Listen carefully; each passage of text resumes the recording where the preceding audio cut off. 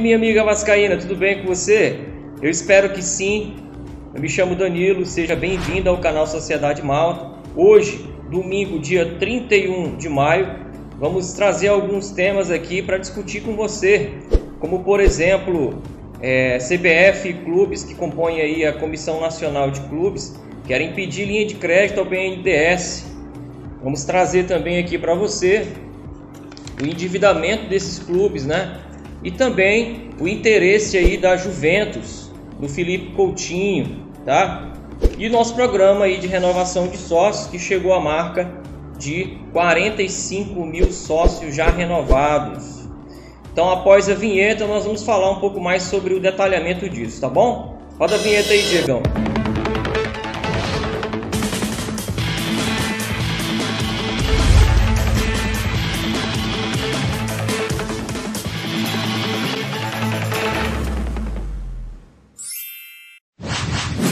Bem, pessoal, a CBF e os clubes que compõem aí a Comissão Nacional de Clubes, a CNC, estudam aí pedir uma linha de crédito ao governo federal para passar por esse momento de pandemia de uma forma aí menos dolorosa, né? Menos desgastante.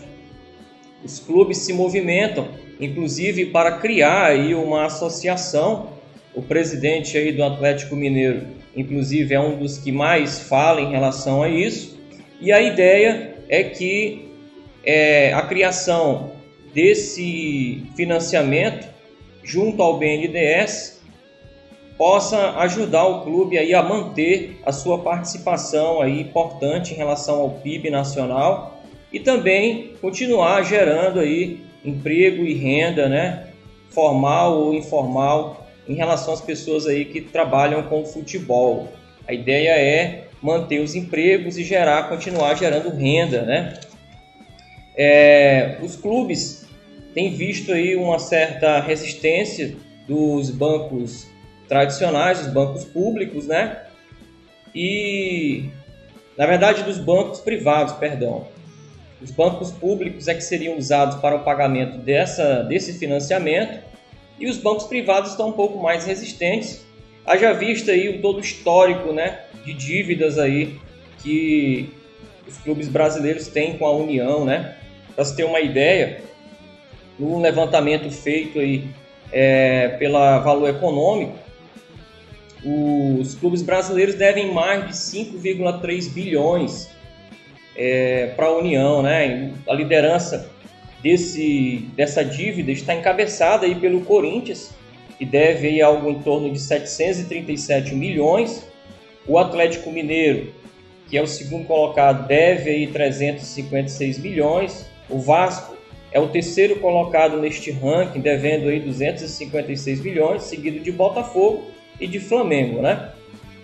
Alguns clubes aí como o Corinthians e o Atlético Mineiro questionam a questão dessa dívida, informam que essa dívida é menor porque foram abatidos aí alguns valores de vendas de atletas que acabaram ficando penhoradas, né, e foram pagas à União, mas essa pesquisa do dia 20/2 aí da Valor Econômico traz esses valores aí como valores reais, né? Essa é uma pesquisa que foi feita ali pela Procuradoria-Geral da Fazenda Nacional, a PGFN, né? E que envolve aí dívida de processo de efetiva cobrança, como também algumas dívidas aí já garantidas e parceladas, né? Os clubes foram beneficiados há alguns anos com alguns programas aí que acabaram por parcelar essa dívida a longo prazo, né? Como por exemplo o Profut, que foi criado ali em 2015, em que o clube poderia parcelar essa dívida em até 20 anos, como também um outro programa aqui que se chama PERT.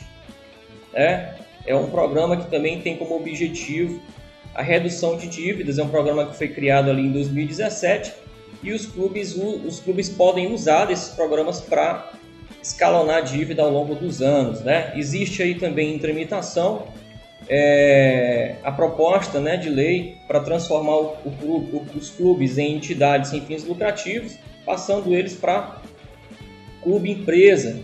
E Há quem esteja dividido, tem clube aí que acha vantajosa a proposta, já a maioria dos clubes acha que não.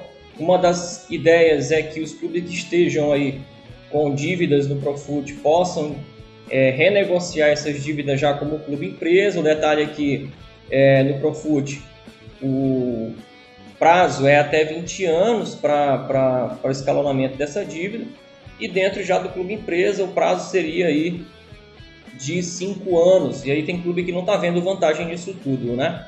O que vale ressaltar aqui é que, em nossa opinião, acho que para que clubes não quebrem, é importante que o governo federal olhe com carinho essa proposta. A gente sabe que os clubes também não usam os recursos como devem usar, em sua maioria. Alguns usam e não pagam, como a gente acabou de ver aqui, algumas dívidas, né, que acabam sendo criadas ao longo dos anos por falta de repasse e pagamento dos compromissos e tributos. Mas, de fato, os clubes precisam aí de um aporte do governo federal para passar por esse momento aí que a gente não sabe ainda ao certo a previsão das coisas, né, as previsões das coisas. Então, o BNDES pode ser usado para isso, haja vista que o governo federal, junto ao BNDES, tem feito aí vários empréstimos ao longo dos últimos anos, né, são empréstimos bilionários. Há quem diga até que o presidente atual queira abrir a caixa preta, como ele denomina, aí do BNDES, para descobrir algumas coisas.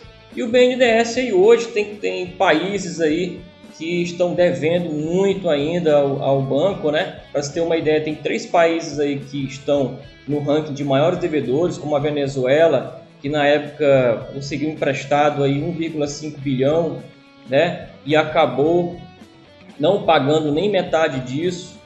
Moçambique também é um país que está lá no topo dos devedores, ainda deve 188 milhões. E Cuba também é um desses países que ainda deve aí ao banco cerca de 500 milhões. Então, são vários países, a lista é extensa.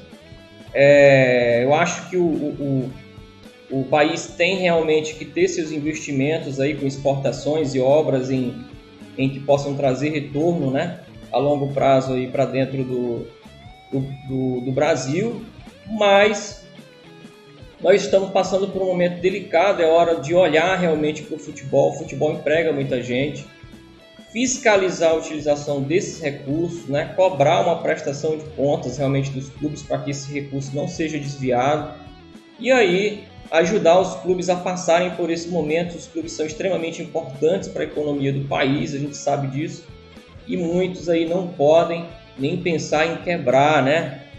Uma questão importante aqui, falando agora de coisas um pouco mais positivas, está relacionada aí ao interesse da Juventus, né? Mais um clube aí que entra na disputa pelo Philippe Coutinho, né? Estaria interessado aí em ter o meia nessa próxima janela. Vale ressaltar que Barcelona, por conta da situação, pretende vender vários atletas. Um deles é o Philippe Coutinho, e ele quer vender por pelo menos 120 milhões de euros, né? O que daria aí uma boa quantia em reais, né? Vale multiplicar aí o euro, né, por 6,28 reais, e você vai saber o montante aí que pode entrar no mecanismo de solidariedade, através do mecanismo de solidariedade aí nos cofres do Vasco da Gama com essa venda.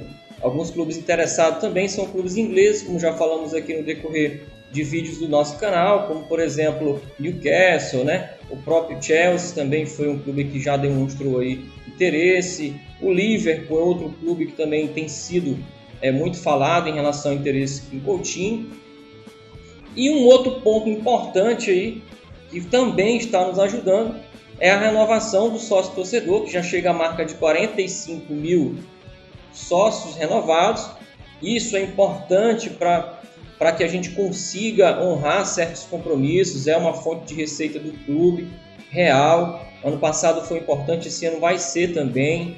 E você que tem aí o seu sócio-torcedor, renove. Acho que, na minha opinião, o clube deveria explorar mais esse apelo, né? Vejo aí ainda muito reativo, né? Nós temos mecanismos aí de comunicação do clube, ferramentas que poderiam estar sendo, aliás, mais bem exploradas, como por exemplo o WhatsApp, né? da Vasco Informa poderia estar trazendo aí um apelo diferente, comunicando aí com o torcedor, convocando esse torcedor para renovar o mais rápido possível, né, para ajudar o clube a pagar seus compromissos de forma mais breve. E eu acho que o clube ainda precisa melhorar um pouquinho essa questão do marketing em relação ao sócio-torcedor. É a minha opinião, deixe aqui a sua nos comentários, aqui faça a sua abordagem, critique, elogie, né? Deixe sua opinião, é muito importante para nós. Se gostou do material, deixe aquele like, tá? Se inscreva no canal, ative lá o sininho de notificações e tenha aí um ótimo domingo. Valeu!